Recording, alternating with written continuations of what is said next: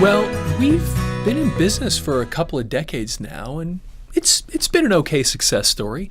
We've been involved in some pretty amazing things.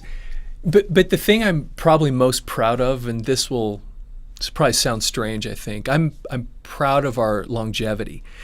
In the time that we've been doing this analog to digital business, I've seen dozens of companies come and go in this space. And sometimes I wonder, am I just too dumb to realize that this isn't a good business? I mean, what is it that keeps us going year after year while other companies start and then drop off? I've actually talked to some friends about this, and a few have told me that they think it's because of my passion for the work. And maybe there's something to that. There have been very few days when I haven't been excited to come to the studio. I actually don't like to leave. It's the work and the excitement of change and growth. I love what I do. Yes, this is a business and this is how I make my living, but it's more than that for me. You know, I went into my first recording studio when I was a teenager, 15, I think. I had a band in high school with some friends, and we were making money by the time we were 17. And we dumped that money into music equipment and studio time. And I've just loved audio and video work ever since. Yeah, I talk a lot about what I call thick and mystic minutes. Those are the moments of change in your life when something makes a shift from one level to the next. And maybe I can share a couple of those as it relates to this business. I actually started this business in 1994 as a publishing company just to get royalties for some of my songs that were in a James Brolin movie. You know, but as you know, the world was about to go through a seismic shift back then. And by the late 1990s, I bought my first Mac and I became seriously involved in digital audio and video production.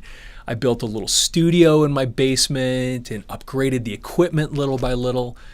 Well, of course, I'm a songwriter and I'd played music since high school, so I had hundreds of cassette tapes with old song ideas, rehearsals, that kind of thing. And I thought, I have all the professional equipment now. I need to start digitizing all my old audio and video tapes. And then I can go through them and get song ideas, preserve them for the future, whatever. So I started doing it. And then I thought, I wonder if people would pay money for a service like this. So I just put it on my little company website. Of course, I had no idea what to expect, but within weeks, we started getting little orders from people around the country. Wow, I might actually pay my electric bill from this little service. And it stayed fairly steady for a few months, and then the phone call came. This is one of those thick and mystic minutes where things changed for me, changed for my business. I remember it. It was a church in California. They called me, and this guy said, "Hey, you convert cassettes to CD, huh?" And I said, "Yes, we do." And he said, "Excellent. We have 1,000 tapes we need you to convert." What? It really caught me off guard. What are you doing with 1,000 tapes? Well, this church had about 20 years of sermons recorded on cassette tapes, and they wanted to create MP3 files to digitally archive the audio and put it online. Of course, I said, yeah, no problem. In the meantime, I'm thinking, how am I going to do that? So I invested in some new equipment, improved my processes a little bit, and had a big learning experience. It came with some headaches and a number of all-nighters.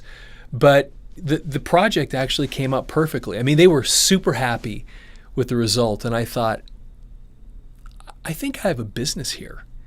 That was one of those experiences that really changed things. And over the next few years, that actually became a regular experience. Churches, some historical societies, a couple of government agencies, and some individuals that had libraries of interviews and things like that. So anyway, it stayed pretty steady. Well, the next experience came a few years later. I think it was 2007. I got a phone call. The person was calling from New Mexico, and they asked me the same thing. You do cassette conversion to digital? I said, yes, sir, that's what we do. And he said, well, we have a lot of tapes.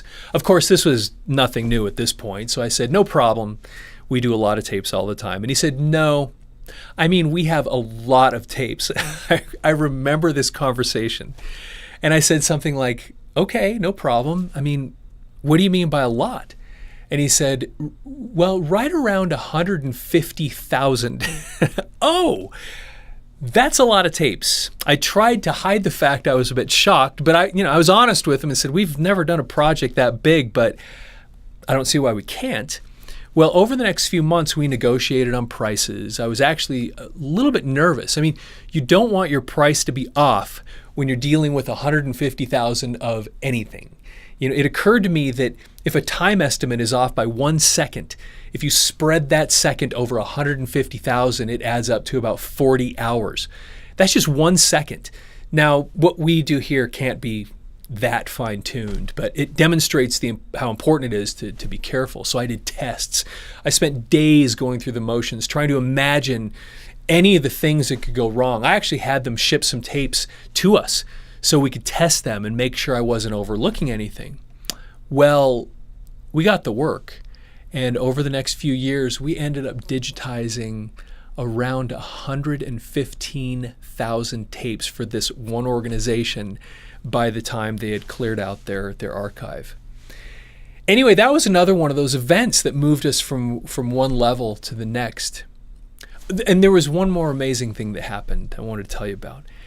One day, I don't remember the year, but the mail came and we had an unusual number of orders. We always had a steady amount of orders that came in, but this was 5 times what we'd ever received in a single day.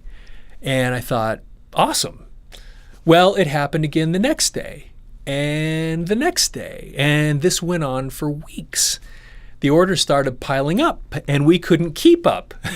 Well, it turns out Real Simple Magazine wrote an article about having a home media makeover. And they had a test family, and apparently they used our service. We didn't know. It just must have come in with all of our normal orders. So we were mentioned in this article as a company that people could use for this service. And if you search on Real Simple and Audiomover, you can still find the article online. Well, it taught me the power of the internet in a new way. I mean, we had customers from around the country, so the idea wasn't new. But the power of a link on a page seen by thousands of people, it really changed how I think. Like I said, I'm really proud of the things we've done, the huge projects we've been a part of, the impact we've had on people's lives. Speaking of that, recently I found an unusual way to measure our success. A few months ago, I went through all of our orders from the last 5-6 years. And I started compiling a list of cities. I just wanted to see how many cities around the country were represented in projects that had been shipped to our studio. And to give you an idea of the power you have today as a small business, the opportunities you have when the entire world is your marketplace. Here we are, located in a suburb of Denver, Colorado. And we had received orders from over 70 different cities in California alone. And cities like Los Angeles, we've received hundreds of orders from just that one city. But think about that, 70 cities in California. And we have similar numbers in New York, Florida. I mean, you just go across the country. And it seems like we've touched almost everywhere. It's probably a strange way to measure success, but wow.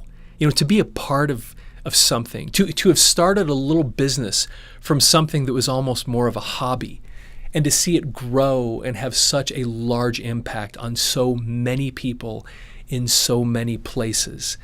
It's a great feeling.